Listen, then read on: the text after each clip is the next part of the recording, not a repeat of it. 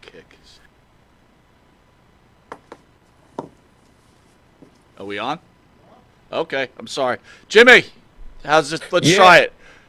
Looks okay. Sound okay. All right. All right. Good. Good. Sorry, Let's folks. move. For you, hold on. Wait a minute. For you folks out there, really sorry. There's like this rainstorm for some reason, and it's all tropical and going crazy outside, so that might have something to do with it. Go ahead, Well, Mike. right. The phone looks good. So let's go back to the Cool. Elvis analysis. All right, Elvis please. today against why in the 50s and 60s did Elvis not get ridiculed for being with a 14-year-old? You know what, though? I do believe that, you're right. You're right. I don't know why. Maybe Elvis got a free pass for some unknown reason that I can't explain. Because think about what Jerry Lee Lewis had to go through.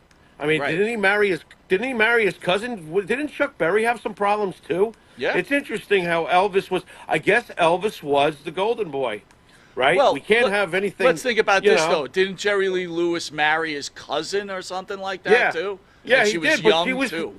But she was hot. What's the problem? Oh, boy.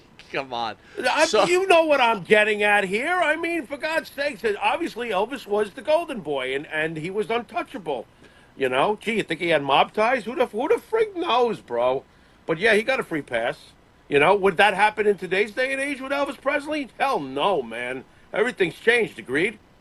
I agree. 100%. Yeah. Everything. Let me ask you this, though. Do you think of Elvis? You think of Elvis any less, knowing what you know? No, I don't. And the one thing that impresses me about Elvis is, There you go. Priscilla to this day protects his image and his memory. And Right. even Anne Margaret, who Right. he had a 1-year affair with, Right. stand by him. So, Yeah. again, when we lay judgment on people, these are people that, Yeah. this guy's been dead Yeah. for God knows how long. 1977. 1977. I And they're believe, yeah. still protecting him.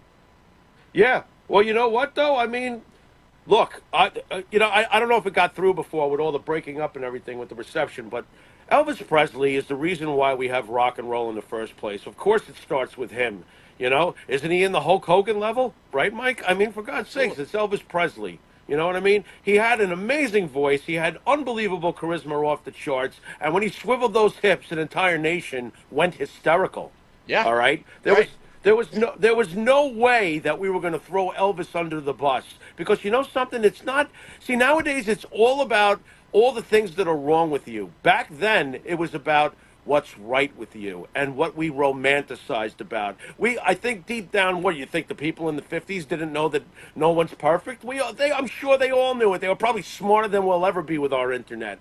Okay? But, you know, it's the idea of it. It's the romanticism of an Elvis Presley. Everybody deep down would love to be a rock star. Come on. You know? Jimmy, So I it is love what that it is. explanation, though. They looked for Thank the you. positive in people back then. Right. Now we just go Right. for the negative. Well, So- Mike, do you think Paul Simon was kidding around in 1966 when he said, "Where have you gone, Joe DiMaggio? Right. A nation turns its lonely eyes to you." Because Joe DiMaggio was the furthest thing from Dennis Rodman and everything we've had since. Yeah. Okay? Yeah. It's the bottom line. The bottom line.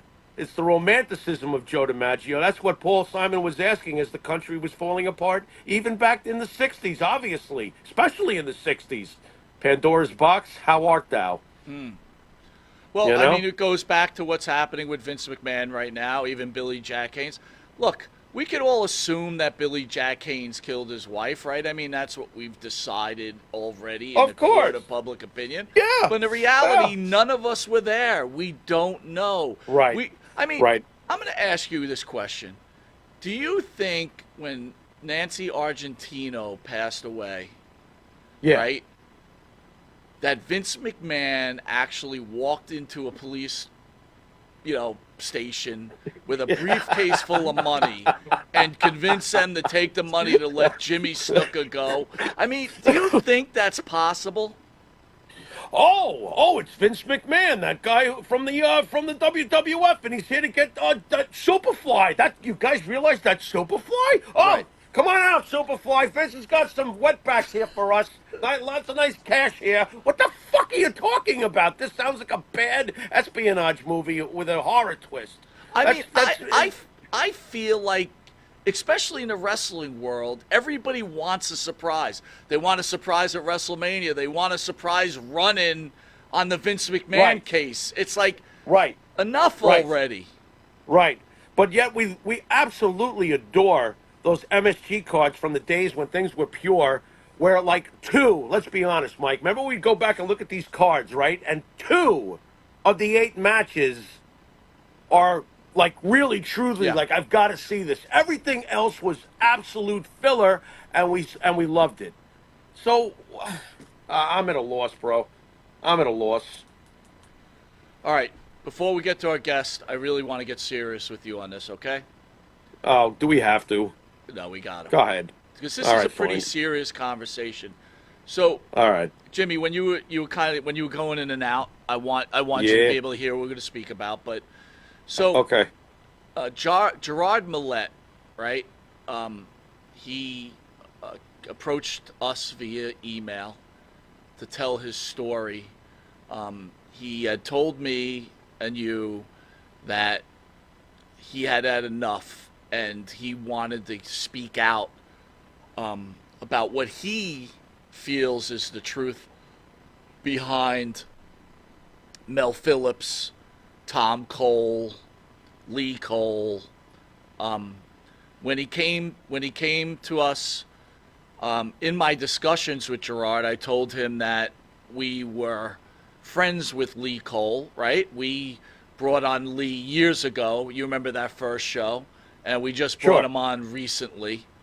And I Yeah. said, this is an important subject. We feel you have a right to speak, but I want you to understand that I would like Lee Cole to be on the show so he could at least go back at you and whatever accusations. I don't want to call them accusations. I'm using the wrong word. But whatever story you want to tell. And Gerard, Right. to his credit, said, absolutely. I have no problem with this. So I Okay. reached out to Lee. Okay. And Lee did not want to come on the show. All right. And All right. he, basically was very unhappy that we were going to bring this gentleman on. And Mm-hmm. I said to Lee, Okay. and I'm not going to beat up Lee because I'm not, this is Lee's choice. It's his son. It's his brother. I'm sure there's a lot of pain there. I'm not discrediting that at all, right? And we had Right. his wonderful sister in here. She was a beautiful lady. Very nice lady. Yeah. All right? Very cool. But Yes. I did Yes. say to Lee, Jimmy, and I do feel this. Lee is doing very well doing his podcasting now. And I would tend to say that you and I should get a lot of credit for that, right? Because no one knew who Lee Cole was into us, right? Let's be honest here. All Yeah, right? that's fair. Okay, that's fair. Absolutely. I don't remember even knowing about Lee before we wound up bringing him on the show. I Right. don't remember anything about Lee. I think that it absolutely helped Lee get his name and his face and his message out there. That's absolutely fair to say, man. All right, good. No So doubt. we're in agreement there. Lee Yeah, also, 'cause it's like I fair- said, fair. Lee has also done very well with his channel, but I'm going to be Yeah. honest here. He Okay. he now in my conversation with him, it was, Lee, if you're going to do a YouTube channel, right, and do this, you have to be a Right. responsible journalist, right? You Right, can't yeah. tell one side of the story. And I Right. feel like you don't want to tell this side of the story, or you don't want to hear it, which I understand. You lost your Right. brother, okay? Right. But when I see Lee going on his channel and now he's talking about Chris Benoit was Right. murdered by Vince McMahon, this happened. Yep. I mean, he's talking like he's in the room of the WWE, and he knows exactly what went on with Stephanie McMahon and Ashley Massaro. I mean, Right. at what point Right. are we not going to have this agenda, right? Right. Well, you know what, Mike? Look. and this is nothing more than my opinion, so you could take it whatever way you want it out there.